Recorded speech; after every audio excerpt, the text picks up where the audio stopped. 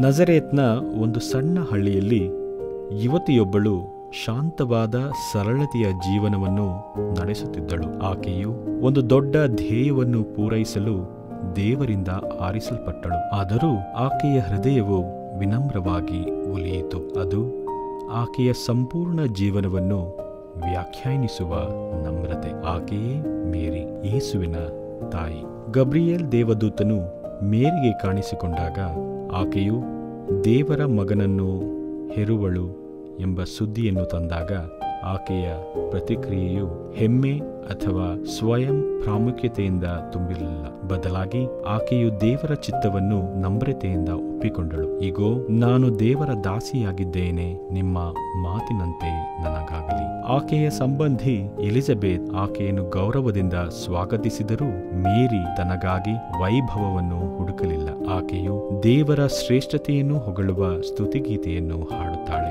ಎನ್ನಾತ್ಮ ಮಾಡುತ್ತಿದೆ ಸರ್ವೇಶ್ವರನ ಸ್ತುತಿ, ನಲಿದಾಡುತ್ತಿದೆ ಮುಕ್ತಿದಾತ ದೇವನಲ್ಲಿ. ತನ್ನ ದಾಸಿಯ ದೀನತೆಯನ್ನು ನೆನಪಿಗೆ ತಂದುಕೊಂಡನಾತ ಧನ್ಯಳೆಂದು ಹೊಗಳುವರೆನ್ನನು ಇಂದಿನಿಂದ ಸರ್ವಜನಾಂಗ.